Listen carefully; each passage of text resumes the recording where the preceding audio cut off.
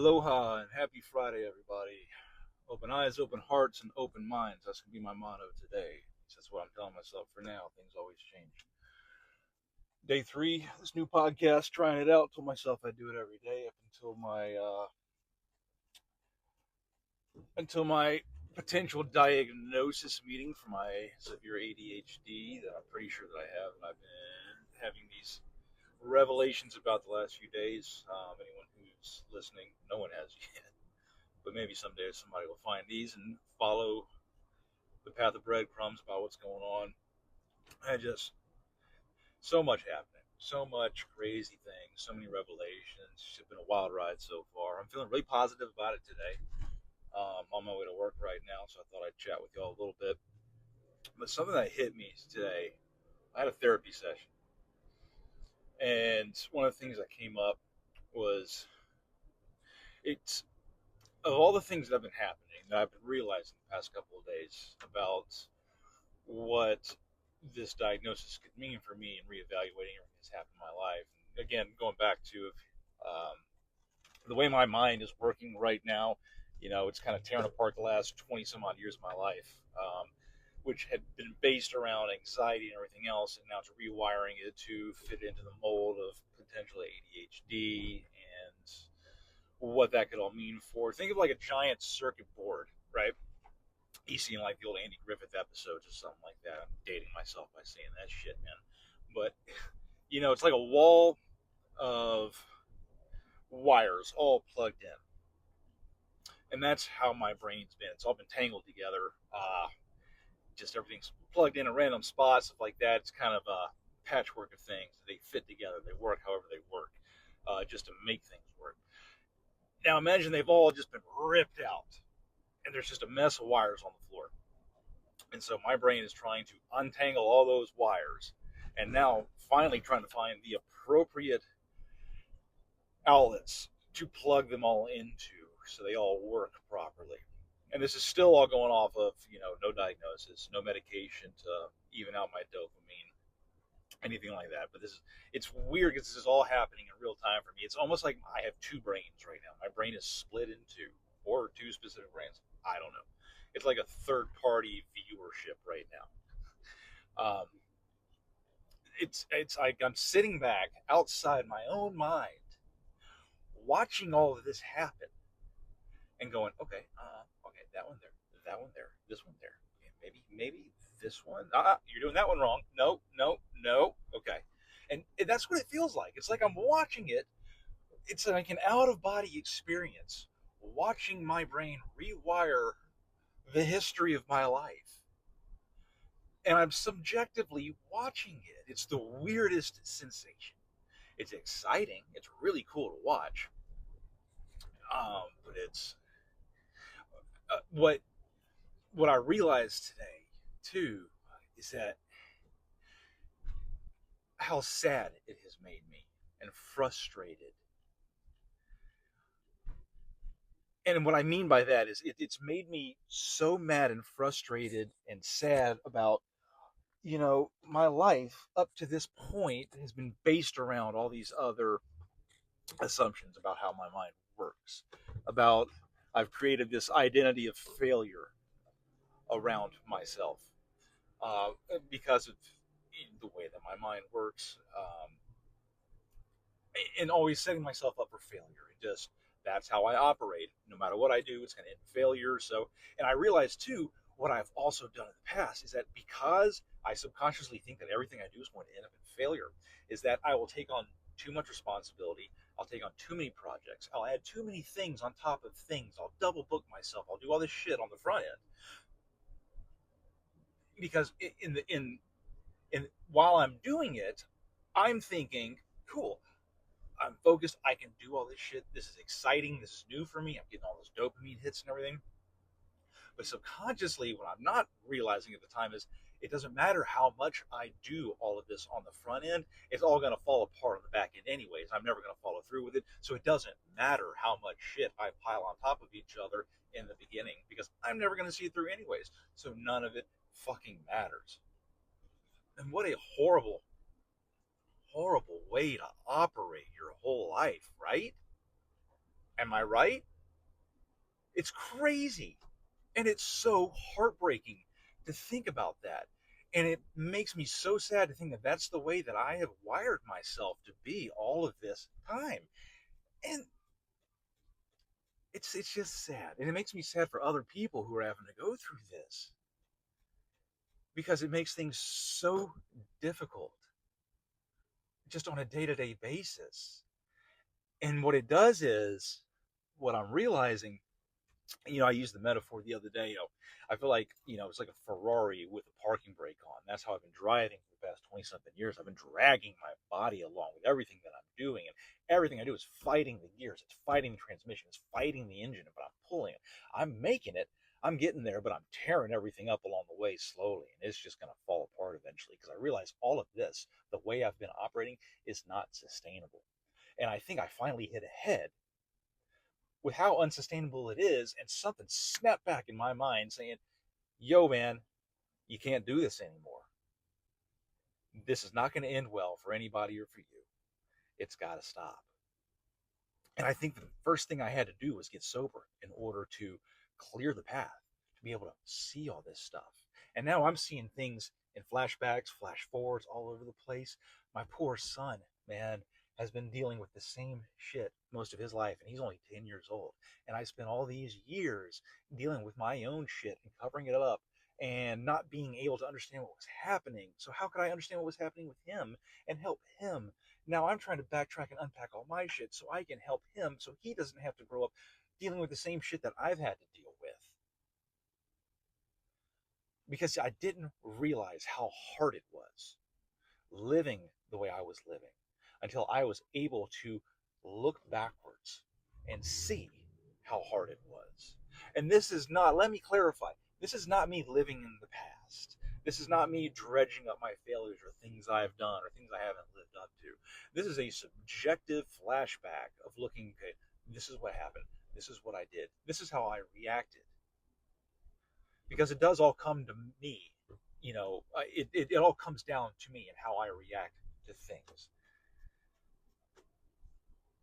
But I wasn't reacting appropriately because I didn't have the tools to do it. And I was never going to have those tools if I couldn't clear the path to see the way to fashion those tools and build them and make them and hone them to what I needed them to do. So now I'm trying to do all that years later when I've already built this foundation based on lies of who I thought I was. So I've built this house, right? All these years I've built this massive house, this mansion. That's where I keep all my internal shit. That's where I live. That's my mind and everything. And it's made of cardboard, right? And it's all falling apart now. It rained real hard yesterday, and now it's all crumbling. And now I've got to clear all that debris because it wasn't real in the first place. It never was real. It was never going to support anything else. It was going to fall apart eventually. And that's finally happened. And now I'm having to clear all that out. It's demo day, guys. It's demo day. I'm tearing all that shit down. And now I've got to rebuild it from the ground up with new everything. Now, let me say, when I say new everything, there's a lot of great things in my life. I've got a great life. I've got a great family. I've got a son and a daughter, a 10-year-old and a 7-year-old who I love dearly, are amazing kids. I got a wife who I love dearly who has done nothing to stand by my side and support me through all of my changes, all my fuck-ups, all my shit that I've done because I didn't know who I was or trying to become. I have a great life. There's nothing wrong with my life that I have built. So I have a foundation. The foundation that cardboard house was built on, is still solid. That slab is intact. But the supports that I built out of cardboard around it to support everything else have fallen apart. Because I built it out of cardboard, how the fuck was I ever supposed to take care of everyone else around me if I couldn't take care of myself? So I feel for the first time in my life, I'm figuring out how to emotionally care for myself, because I never put myself in high regard for years.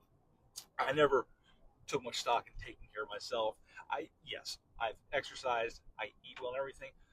I've realized that, one, the dopamine I get from my daily exercise is something my body has learned to expect and to crave every day. So I do that for multiple reasons. My mental health, I prefer to feel better physically than feel like shit.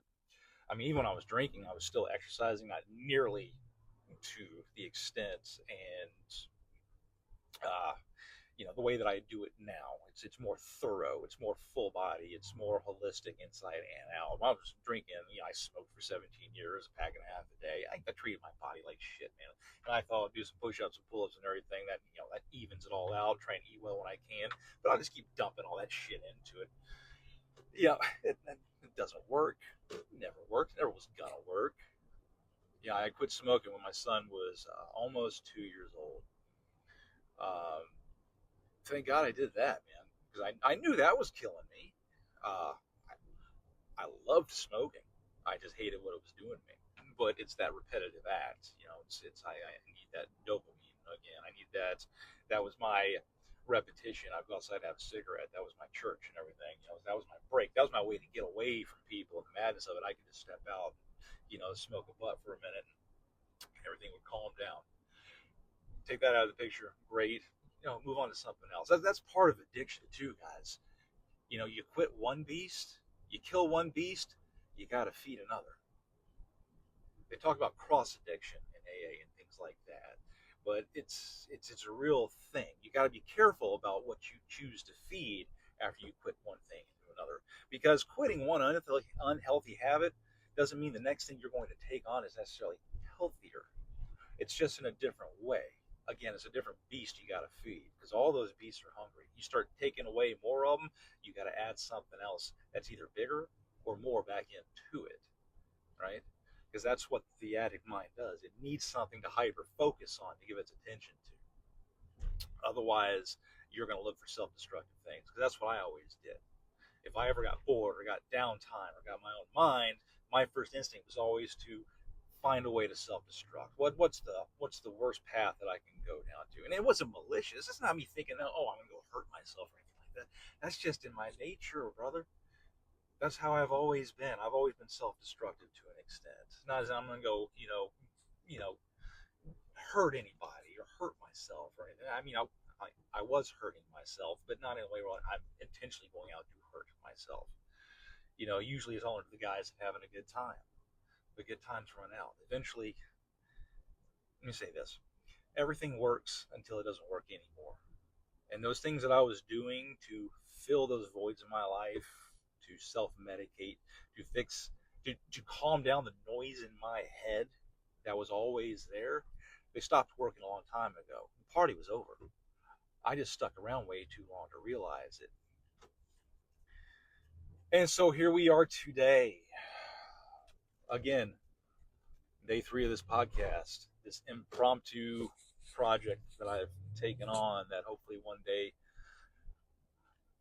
doctors will discover and say, Jesus Christ, this is what ADHD looks like in the wild.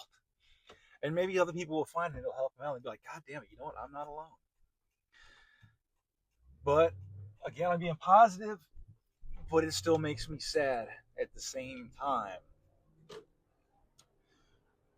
But self-discovery is never a bad thing, no matter how difficult it may seem or feel at the time. Change is uncomfortable. It's painful. I like the metaphor where it says, everything that you want, everything in your life that you want is on the other side of the door labeled pain. They always used to say in gym class, pain is weakness leaving the body. They said fucking football and high school and everything. I hated that shit. I hate cliches. I hate when people talking cliches. I understand what cliches mean because they're something easily digestible for people. But a lot of times they don't make sense if you hear them in a bigger context or you just heard it repeated over and over and over again. But I hate people who just talk in context, or sorry, in cliches. That shit pisses me off. But that pain is weakness leaving the body. Yes and no. I hate the phrase of it, but it makes sense. It's change is uncomfortable. Growth is painful. Comfort is a slow death. So I want to keep changing, man. This has got me pumped. I like this change. This is a good change for me. It's hard, but it's a good change. Woo! All right, I'm done for today. So happy Friday again. Open eyes, open hearts, open minds. I'm going to run with it today and we'll see what happens. Y'all take care. I'll talk to you tomorrow.